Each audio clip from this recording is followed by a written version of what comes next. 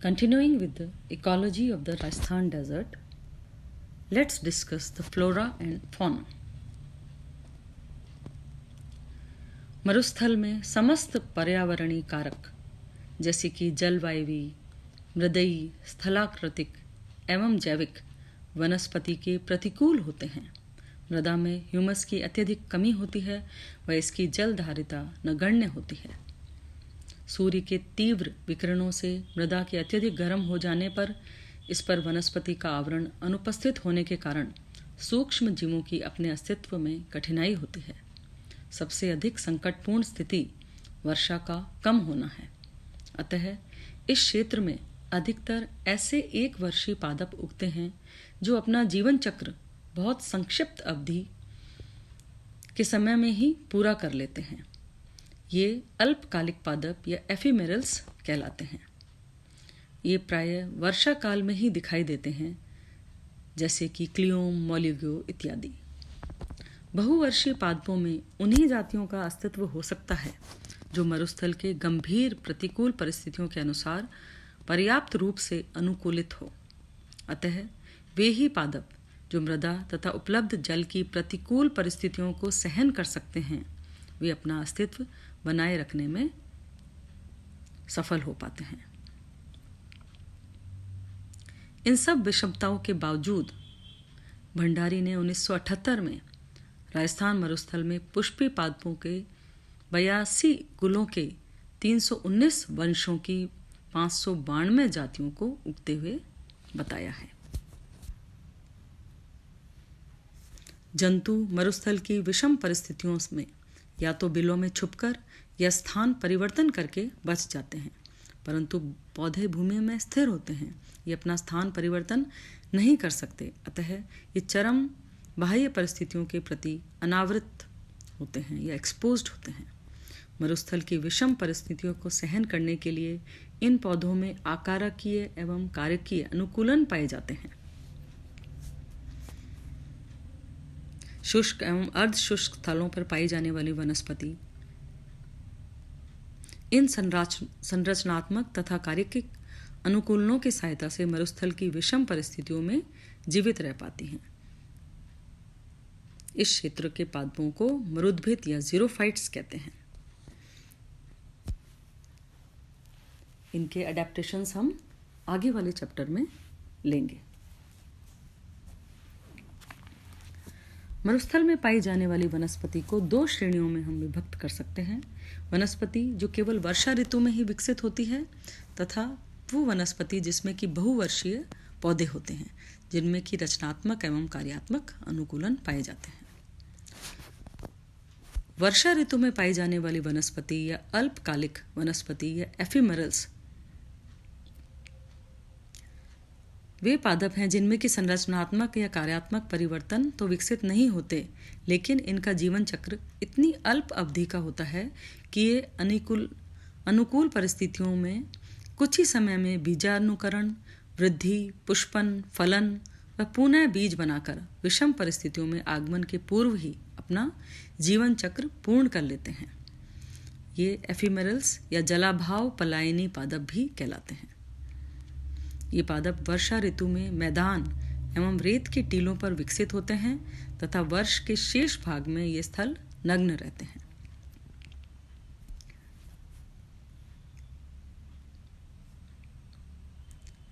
वर्षा ऋतु में विकसित होने वाली वनस्पति के कुछ उदाहरण इस प्रकार से हैं: एकारेंथस एस्परा, गाइनेंड्रोप्सिस गाइनेंड्रा, क्लियोम विस्कोसा, गाइसिकिया, यूफोर्बिया हिर्टा, ट्रिबुलस टेरेस्ट्रिस, बोरेविया डिफ्यूजा इत्यादि।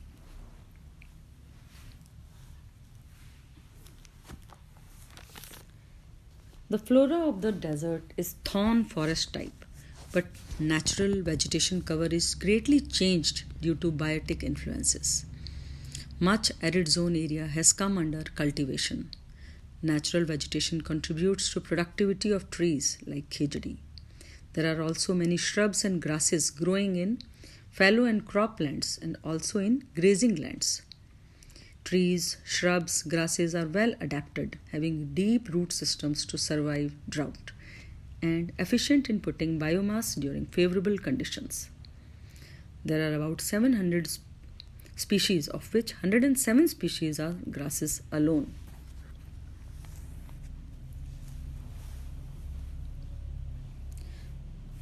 अध्ययन में सुविधा की दृष्टि से मरुस्थल की वनस्पति को उनके आवासों के आधार पर हम कुछ श्रेणियों में विभक्त कर सकते हैं, जैसे कि रेतीले आवासों की वनस्पति वेजिटेशन ऑफ सैंडी हैबिटेट्स, बजरी आवासों की वनस्पति वेजिटेशन ऑफ ग्रेवल हैबिटेट्स, चट्टानी आवासों की वनस्पति वेजिटेशन ऑफ रॉकी हैबिटेट्स, लवणीय आवासों की वनस्पति वेजिटेशन ऑफ सेलाइन हैबिटेट्स एंड जलीय आवासों की अवस्थी या वेजिटेशन ऑफ एक्वेटिक हैबिटेट्स।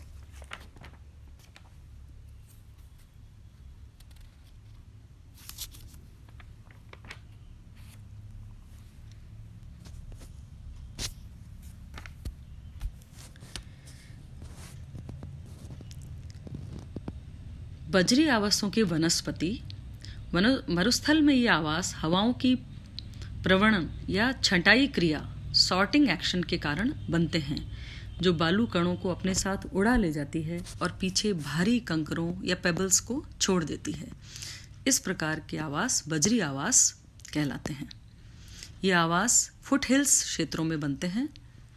इन आवासों में पादपों का कॉलोनाइजेशन बहुत धीमा प्रोसेस है।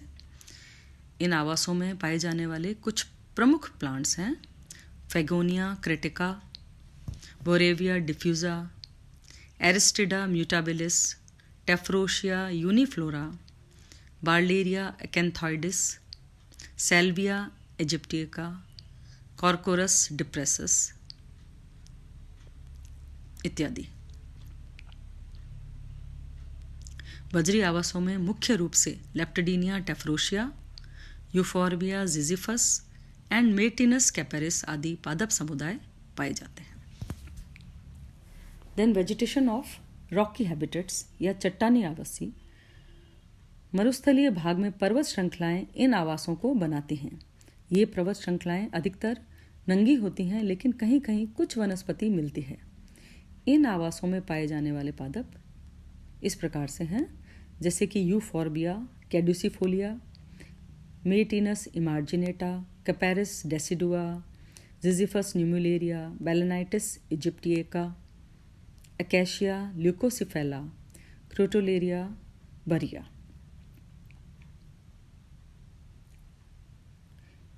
Acacia, Maytenus, Euphorbia, Capparis, Leptadenia, Crotalaria, Capparis Ziziphus आदि पादप समुदाय चट्टानी आवासों में पाए जाते हैं। अब हम आते हैं लवणीय आवासों की वनस्पति सेलाइन हैबिटेट्स। मरुस्थल के कुछ क्षेत्रों में लवणों का एकत्रण या एक्यूमुलेशन इतना अधिक है कि लवण यहाँ की वनस्पति को निर्धारित व प्रभावित करने वाले प्रमुख कारक हो जाते हैं। भारत की कुल लवण आवश्यकता का 1/5 भाग राजस्थान की 3 लवणीय झीलों सांभर, डीडवाना व पचपदरा के द्वारा पूरा होता है। इस राज्य के दूसरे लवणीय क्षेत्र कुचामन, पोकरण, फलौदी, लूणकरणसर आदि हैं। इन क्षेत्रों में पाए जाने वाले पादप लवणोद्भिद ये हेलोफाइट्स कहलाते हैं।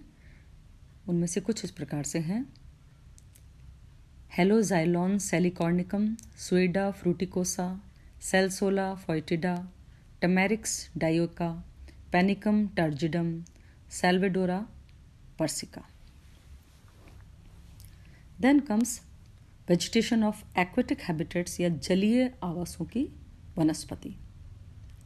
मरुस्थलीय क्षेत्र में अनेक स्थान पर स्थायी तालाब एवं राजस्थान मरुस्थल में कोलायत की झील अलवणीय जलीय आवासों का प्रतिनिधित्व करते हैं। ये आवास जलीय वनस्पति के लिए उपयुक्त परिस्थितियां प्रदान करते हैं। इनमें जो पादप जातियां प्रमुखता से पाई जाती हैं वो हैं Wolffia, Lemna, Hydrilla, Vallisneria, Potamogeton, Ceratophyllum, Sagittaria etcetera.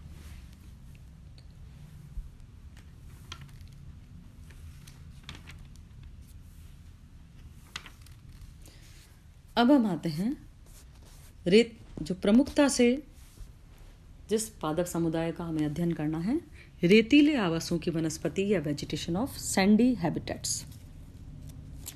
मरुस्थल का लगभग संपूर्ण क्षेत्र रेतीली या बलुई मृदा से ढका हुआ होता है। इस क्षेत्र में रेतीले मैदान, सैंडी प्लेन्स व विभिन्न प्रकार के रेत के टीबे या टीले, सैंड ड्यून्स पाए जाते हैं।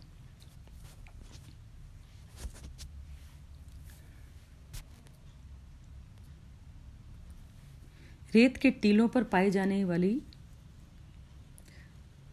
जो वनस्पति विकसित होती है उसमें प्रमुख जातियां इस प्रकार से हैं, जिनमें से अल्पकालिक पादप हैं गाइसिकिया, मोल्युगो, यूफोर्बिया प्रोस्ट्रेटा एंड फार्सीटिया हैमिल्टनाई। जो सैंड बाइंडर्स हैं, ये पादप पुरोगामी पादपों का अनुसरण करते हुए टीलों पर उगते हैं और मृदा कणों को बांधने का कार्य करते हैं तथा टीलों को स्थायित्व प्रदान करते हैं, जिसमें लेप्टिडीनिया या खींप, कैलोट्रोपिस या आक, एरवा और सैकरम प्रमुखता से आते हैं। इसके बाद में यहाँ 1 वर्षीय या एनुअल्स जो टीलों पर सतही वनस्पति के बनाते हैं वो इस प्रकार से हैं: शंख पुष्पी या कॉन्वोल्वुलस, टोर्की या इंडिगोफेरा लिनिफोलिया,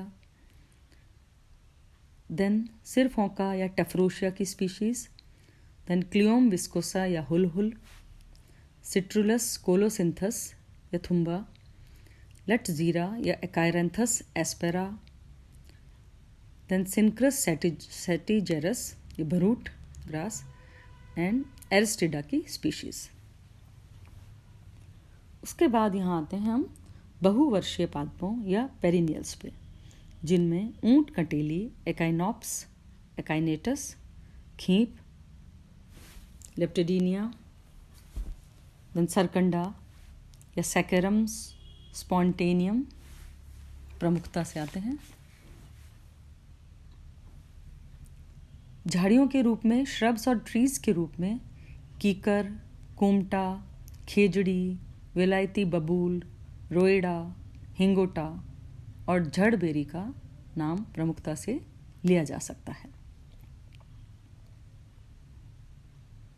रेतीले टीलों पर जो पादप समुदाय पाए जाते हैं वो इस प्रकार से हैं: Capparis Calligonum, Calotropis Leptadenia, Leptadenia Aerva, Maytenus Ephedra, Ziziphus Calligonum and Saccharum Capparis. रेतीले मैदानों में पाए जाने वाली प्रमुख पादप जातियां इस प्रकार से हैं, जैसे कि हम इस चित्र में देख सकते हैं: प्रोसोपिस सिनेरेरिया या खेजड़ी, देन एकेशिया जैक्यूमोंटाई,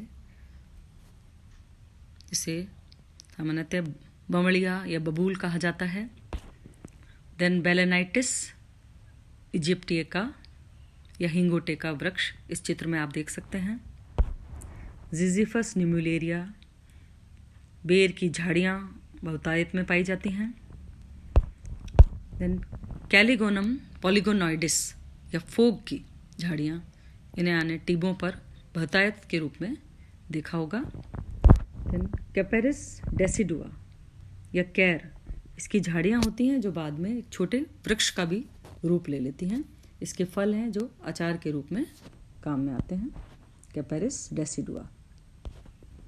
देन एरवा टोमेंटोसा, इस चित्र में आप इसकी झाड़ियों को देख सकते हैं, सेल्वेडोरा पर्सिका या जाल, इसका बड़ा वृक्ष बन जाता है, देन क्लियोम विस्कोसा, ये छोटे हर्ब्स या थोड़े से लार्ज हर्ब्स के रूप में बहुतायत में दिखाई देता है, मोस्टली एफिवरल्स के रूप में, जो कि बारिश के महीनों में हमें रेगिस्तानी टीबों पर या मैदानों में दिखाई देता है।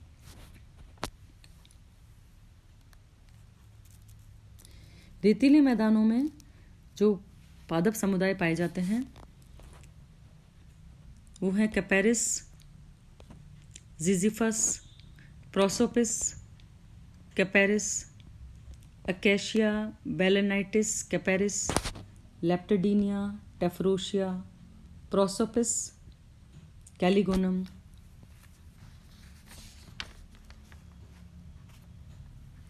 इत्यादि।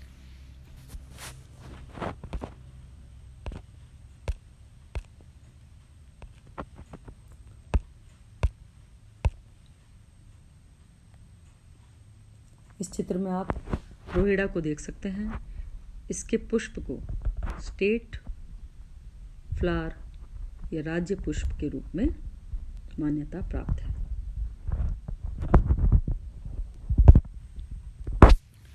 अब हम आते हैं fauna of the Rajasthan desert. मरुस्थल में पाए जाने वाले जंतु।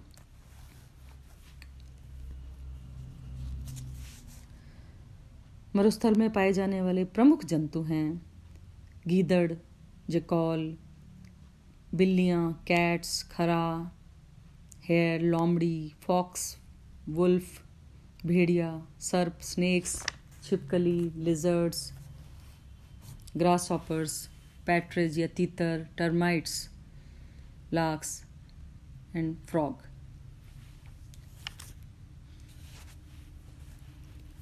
बड़े पशुओं में आप देख सकते हैं, सबसे पहले हम रेगिस्तान का जहाज या ऊंट, कैमल। इस चित्र में इंडियन वल्चर, जो कि जोड़बीड़ क्षेत्र में भी बहुतायत में पाया जाता है। ब्लैक बक्स और चिंकारा भी थार डेजर्ट में पाए जाते हैं।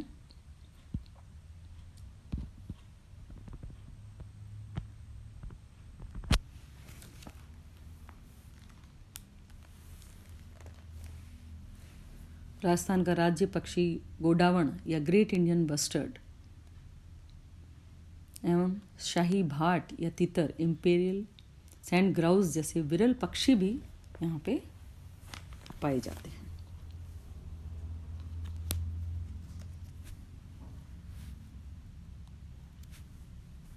The Thar Desert Biosphere Reserve area of the Thar Desert region has 3,100 kilometers that has been notified as a sanctuary under the Wildlife Protection Act. This reserve lies in Jaisalmer and Barmer districts of Western Rajasthan.